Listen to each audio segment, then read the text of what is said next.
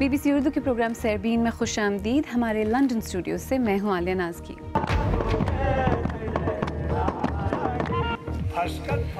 پاکستان کے مردم شماری فارم میں تقریباً 65 زبانوں کا اندراج ہی نہیں. کیوں نہیں سنی گئی چھوٹی زبانوں کی آواز؟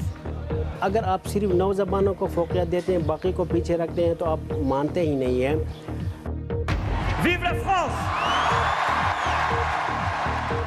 فرانس میں اعتدال پسند رہنما ایمانوئل میکرون صدارتی انتخاب جیت تو گئے، لیکن اب ان کے سامنے کیا کیا چیلنجز ہوں گے؟ اور شدت پسند گروہ بوکو حرام کی قید سے 82 لڑکیاں رہا، لیکن 100 اب بھی قید. پاکستان میں ان دنوں ہونے والی مردم شماری میں شہریوں کی تعداد گننے کے ساتھ ساتھ وہاں کے سماج کی حیت ترکیبی جاننے کے لیے بھی کئی متعلقہ چیزوں کی معلومات اکٹھا کی جا رہی ہیں. ان میں ایک اہم چیز لوگوں کی زبان کے بارے میں جاننا بھی ہے. لیکن اس حوالے سے مردم شماری کے فارم میں اردو کے ساتھ چاروں صوبوں سے صرف 2 زبانوں کو جگہ دی گئی ہے. ایسے میں صرف 9 زبانوں کی شمولیت اور بقیہ 65 سے لاپرواہی. آخر مسئلہ کیا ہے، اور کیا سیاسی لحاظ سے طاقتور زبانوں کے اس نقار خانے میں ان بظاہر چھوٹی زبانوں کی آواز سننے والا کوئی نہیں؟ تفصیلی رپورٹ کے ساتھ نامہ نگار ظفر سید. زبان مادری من هزارگی است. زبانی وحی من مادری زبان خوار شهر می باش شناهی جواب زبان روشش کیدوا. یہ مادری زبان اتی پھسکت پو بلتی. ہماری مادری زبان پٹواری ہے. پاکستان ہماری پہچان ہے. پاکستان میں مختلف لسانی خاندانوں سے تعلق رکھنے والی درجنوں زبانوں میں سے چند. مردم شماری صرف سر گننے کا نام نہیں ہے، بلکہ اس کے دوران دیگر اہم اعداد و شمار بھی حاصل کیے جا رہے ہیں، جن میں یہ بھی شامل ہے کہ کتنے لوگ کون سی زبانیں بولتے ہیں. تاہم حالیہ مردم شماری میں اکثر پاکستانی زبانوں کو پس پشت ڈال دیا گیا ہے. اس مردم شماری میں صرف 9 زبانوں کی گنتی ہو رہی ہے، جس کا مطلب یہ ہے کہ پاکستان کے طول و عرض میں بولے جانے والی 74 زبانوں میں سے 65 کو نظر انداز کر دیا گیا ہے، جس پر ان زبانوں کے بولنے والوں کو شدید تحفظات ہیں. قابل ذکر بات یہ ہے کہ جو زبانیں کسی شمار قطار میں نہیں آ رہی، انہی کے اعداد و شمار حاصل کرنے کی سب سے زیادہ ضرورت ہے، تاکہ ان کی ترویج اور تحفظ کے لیے کوششیں کی جا سکیں. اس کا مطلب یہ کہ اس ملک میں یہ زبانیں ہیں ہی نہیں. مردم شماری میں ہر ایک چیز آنا چاہیے ملک کے. اگر آپ صرف 9 زبانوں کو فوقیت دیتے ہیں، باقی کو پیچھے رکھتے ہیں، تو آپ مانتے ہی نہیں ہیں. تو اس مردم شماری میں یہ سب زبانیں آنا چاہیے تھا، لیکن یہ ایسا نہیں ہو رہی ہے. سول سوسائٹی کے مختلف نمائندوں نے حکومت سے مطالبہ کیا کہ مردم شماری کے فارم میں ترمیم کر کے ان زبانوں کو شامل کیا جائے، لیکن حکومت کا کہنا ہے کہ اس وقت تک شاید بہت دیر ہو چکی تھی. یہ ایک ہمارے لیے لمیٹیشن تھی کہ جی آپ مزید لینگویجز جو ہیں، حالانکہ لوگ کورٹ کیسز میں بھی گئے، اور میں خود کئی ججز کے سامنے پیش ہوا اور ان کو یہی لمیٹیشن بتائی کہ اس فارم کی لمیٹیشن ہے، جس کی وجہ سے ہم لینگویجز ایڈ نہیں کر سکتے. لیکن چونکہ یہ 2008 کے حوالے سے کویسچنئر بنے ہوئے تھے، ان کو کوڈنگ آلریڈی وہاں پہ دی گئی تھی، اس لیے اس میں اضافہ کرنا اب ممکن نہیں تھا. پاکستان ثقافتی ورثے کے لحاظ سے خاصا رنگا رنگ ملک ہے، لیکن ماہرین کے مطابق اس ثقافتی تنوع کے صرف چند رنگوں پر توجہ مرکوز کرنے اور باقیوں کو نظر انداز کرنے سے ہمارے پاس معاشرے کی وہ تصویر سامنے آئے گی جو بڑی حد تک ادھوری ہوگی. ظفر سید، BBC نیوز، اسلام آباد. ظفر سید کی اس رپورٹ کے تناظر میں آپ کو بتاتے چلیں کہ آج سے BBC اردو پاکستان کی مختلف علاقائی زبانوں پر ایک خصوصی سلسلہ خاموش زبانیں شروع کر رہی ہے، جس کے دوران ملک کے مختلف حصوں میں بولی جانے والی زبانوں پر ہم آپ کے لیے خصوصی رپورٹس پیش کریں گے. آج کے پروگرام میں آگے چل کر ہم آپ کو شمالی پاکستان میں بولی جانے والی بلتی زبان پر ایک خصوصی رپورٹ دکھائیں گے. لیکن آئیے پہلے دیکھتے ہیں کہ ہماری ویب سائٹ bbcurdu.com پر آپ کی دلچسپی کن خبروں میں ہے. انڈین ہائی کمیشن میں پناہ لینے والی ڈاکٹر عظما کا بیان، میرے ساتھ زبردستی ہوئی ہے، واپس نہیں جاؤں گی. چیمپئنز ٹرافی کے لیے انڈیا کی 15 رکنی ٹیم کا اعلان. ان خبروں کے علاوہ سہیل حلیم کا آرٹیکل آپ تو ایسے نہ تھے بہت پڑھا جا رہا ہے. آئیے اب فرانس چلتے ہیں، جہاں نوجوان رہنما ایمانوئل میکرون نے دہائیوں تک سیاست پر اجارہ داری رکھنے والی جماعتوں کو پیچھے تو چھوڑ دیا، لیکن ان کی حریف دائیں بازو کی مرین لپین نے بھی 1,10,00,000 ووٹ لیے. کن چیلنجز کا سامنا ہوگا نئے صدر کو؟ ہمارے ساتھی حسین عسکری اس اہم فرانسیسی صدارتی الیکشن کی کوریج کے لیے خاص طور پر فرانس گئے ہیں. انہوں نے پیرس سے آپ کے لیے یہ خصوصی رپورٹ بھیجی ہے.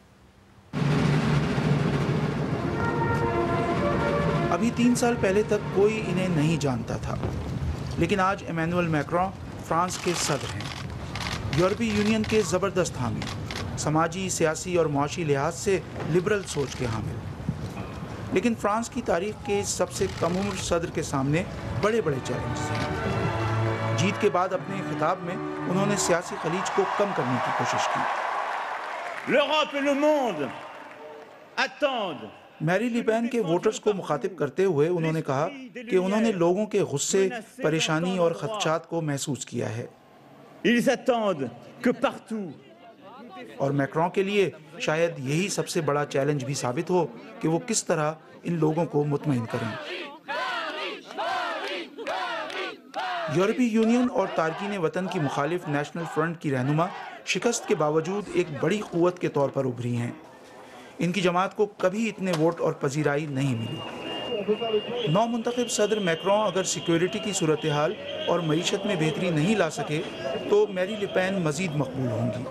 2011 میں پارٹی کی سربراہ بننے کے بعد سے ہر انتخاب میں ان کی پارٹی پہلے سے زیادہ ووٹ حاصل کر رہی ہے۔ چند لاکھ سے تقریباً 1 کروڑ 10 لاکھ ووٹوں کا سفر اس جماعت نے کافی تیزی سے طے کیا ہے، اور یہ ظاہر کرتا ہے کہ فرانسیسی عوام کا ایک بڑا حصہ ملک کی موجودہ صورتحال سے ناراض ہے، اور اسی وجہ سے عوام نے صدارتی انتخاب میں 2 ایسے امیدواروں کو مد مقابل کھڑا کر دیا جو اپنے سیاسی رجحانات کے لحاظ سے ایک دوسرے کی ضد ہیں۔ اس انتخاب میں فرانسیسی عوام کے درمیان ایک بڑی سیاسی خلیج نظر آئی ہے۔ اس کے علاوہ 1 کروڑ کے قریب ایسے ووٹرز ہیں جو دونوں ہی امیدواروں سے مایوس تھے اور انہوں نے اپنے ووٹ کا حق ہی استعمال نہیں کیا۔ نئے صدر کے سامنے ایک بڑا چیلنج یہ بھی ہوگا کہ ان لوگوں کو کیسے مطمئن کیا جائے، اور یہ کوئی آسان کام نہیں ہوگا۔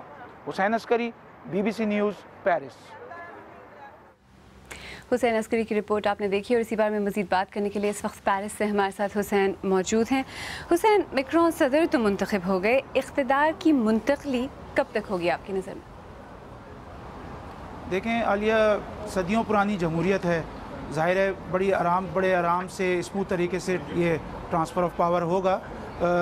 اگلے اتوار کو یعنی 14 مئی کو ایک بہت بڑی انوگریشن کی تقریب ہوگی اور اس میں یہ اقتدار کی منتقلی ہوگی۔ روایتی طور پہ جیسے حلف برداری ہوتی ہے، حلف پڑھا جاتا ہے، ویسا یہاں نہیں ہوتا، اور فرانس کا جو آئین ہے اس میں بھی کوئی ایسا خاص طریقہ کار کی نشاندہی نہیں کی گئی ہے، لیکن روایتی طور پہ یہاں پہ ہوتا ہے کہ ایک بہت بڑی تقریب ہوتی ہے، فوجی پریڈ ہوتی ہے، تقریریں ہوتی ہیں، لوگ آتے ہیں، تو اس طرح سے یہ اقتدار کی منتقلی ہوتی ہے۔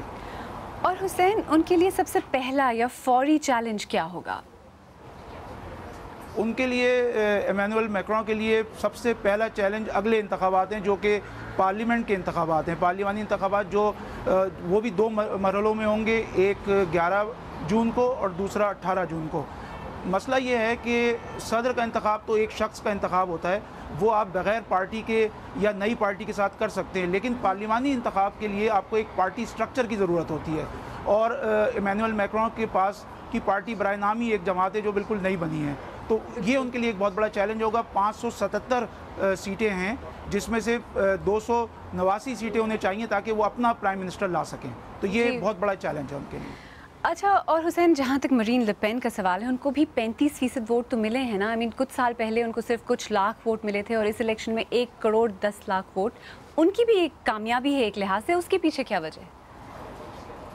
دیکھیں، سب سے بڑی وجہ ویسے تو سیکیورٹی، دہشت گردی، تارکین وطن، یہ سب نام لیے جا رہے ہیں، لیکن میرے خیال میں سب سے بڑی وجہ فرانس کی گرتی ہوئی معیشت ہے، بے روزگاری 10% کے قریب تقریباً بتایا جا رہا ہے یہاں پر ہے۔ اس کی وجہ سے ہوتا یہ ہے کہ جب عوام پریشان ہوں، ان کے پاس روزگار نہ ہو، معیشت خراب ہو، تو وہ کوئی ایک اسکیپ گوٹ ڈھونڈنے کی کوشش کرتے ہیں۔ ہماری آسان زبان میں پتلی گردن انہیں چاہیے ہوتی ہے، اور کچھ سیاستدان ہوتے ہیں جو اس میں ان کی مدد کرتے ہیں، تو اس وجہ سے جو ایشو ان کے لیے بڑا رہا ہے وہ دہشت گردی، سیکیورٹی، بے روزگاری، یہ چیزیں ہیں جس کی وجہ سے انہیں مقبولیت ملی ہے۔ جی، اور حسین، جہاں تک آپ نے دہشت گردی اور امیگریشن کا ذکر کیا، جہاں تک نئے صدر کا سوال ہے، ان کا کیا موقف رہا ہے ان موضوعات پر؟ اس سے وہ کیسے نمٹیں گے؟ دیکھیں، اس سے نمٹنا بہت ضروری ہے ان کے لیے، اور اگر وہ ایسا نہ کر سکے تو میری لی پین جیسے سیاستدانوں کی مقبولیت اور بڑھے گی۔ انہوں نے انتخابی مہم کے دوران بھی واضح طور پر اپنے موقف کا اظہار کیا تھا، انہوں نے کہا تھا کہ دہشت گردی، سیکیورٹی کو انہوں نے بھی ایک بڑا مسئلہ قرار دیا تھا، لیکن جو حل اس کا میری لی پین بتاتی ہیں وہ حل یہ نہیں بتا رہے تھے۔ انہوں نے کہا کہ ہم تجارتی سرگرمیاں بڑھائیں گے، لوگوں کو زیادہ روزگار دیں گے، معاشی سرگرمیاں بڑھیں گی، تو یہ ساری چیزیں ختم ہوں گی۔ پیرس سے حسین عسکری، ہم سے بات کرنے کا بہت شکریہ۔ آپ BBC اردو کا پروگرام سیربین دیکھ رہے ہیں۔ پروگرام میں آگے چل کر دیکھیے گا بپتا نائجیریا میں بوکو حرام کے شدت پسندوں کی قید سے رہائی پانے والی چیبوک گرلز کی، اور ہاں، پاکستان کے شمالی علاقوں میں رائج خوبصورت زبان بلتی پر ایک خصوصی رپورٹ بھی۔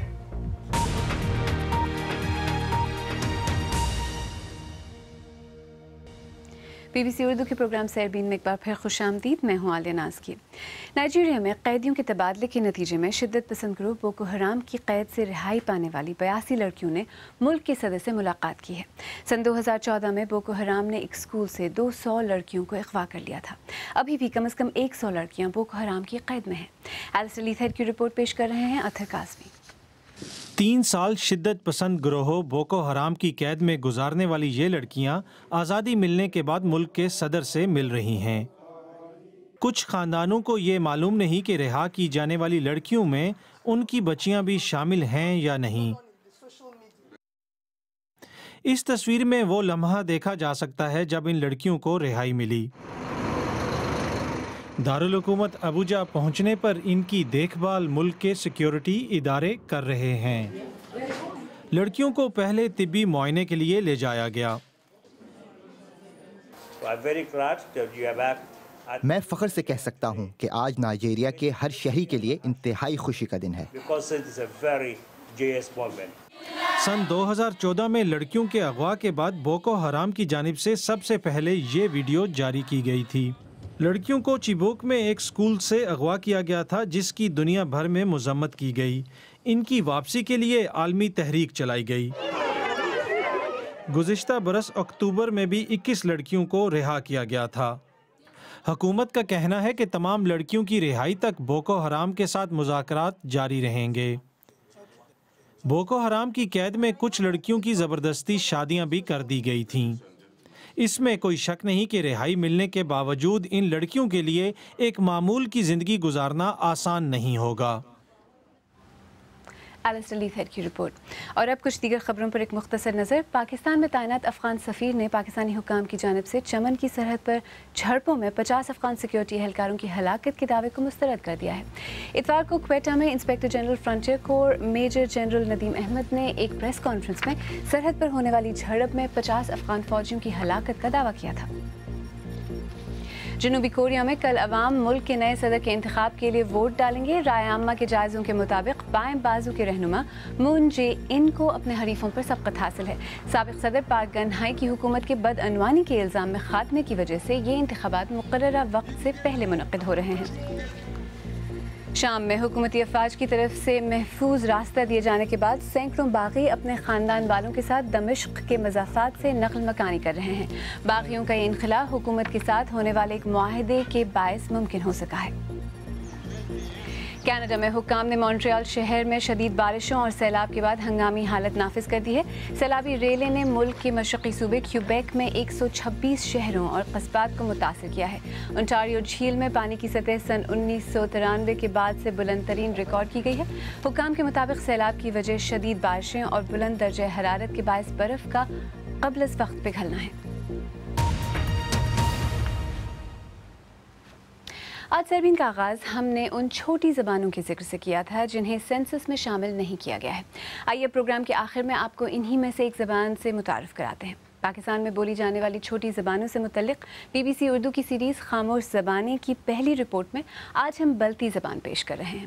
بلتی گلگت بلتستان کی دوسری بڑی زبان ہے اور ایک اندازے کے مطابق 3.5 لاکھ لوگ یہ زبان بولتے ہیں۔ اس زبان کے بولنے والے سرگرمی سے اپنی زبان کی ترویج کے لیے کاربند ہیں۔ اس زبان کی تاریخ، ثقافت اور ادب کے بارے میں تفصیل اس رپورٹ میں۔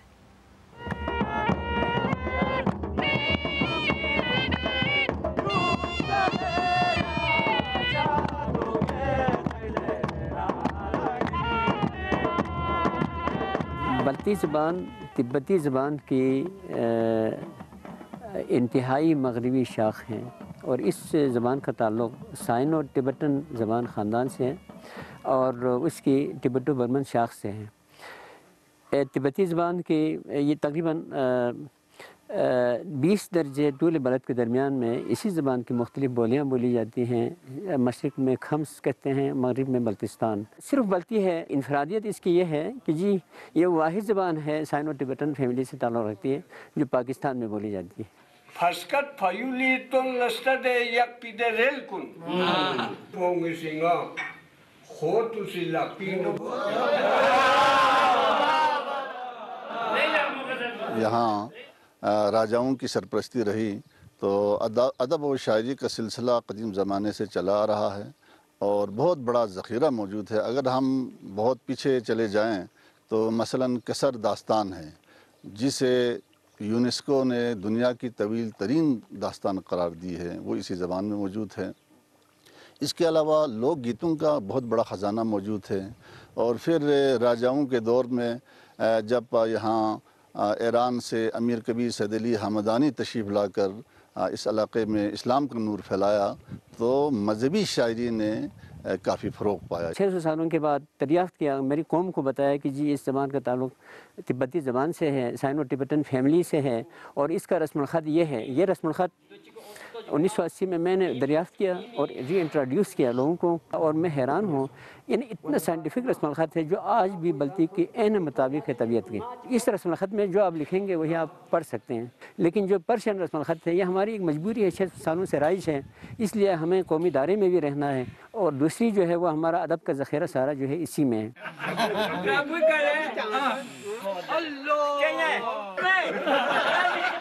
کچھ عرصہ پہلے تک بلتی زبان میں عربی فارسی الفاظ کو شامل کرنے کا رجحان بڑھ رہا تھا، اب ایسا نہیں ہے۔ اب جو نوجوان نسل ہماری آ رہی ہے وہ اپنی شاعری کو خالص بلتی زبان میں کرنے کی کوشش کر رہی ہے، تو یہ بڑا انکریجنگ یہ سچویشن ہے۔ ہم سمجھتے ہیں کہ ہماری نوجوان نسل ہے وہ آئندہ آنے والے وقتوں میں بلتی زبان کو تحفظ دینے اور اس کو فروغ دینے میں اپنا کردار ادا کرے گی۔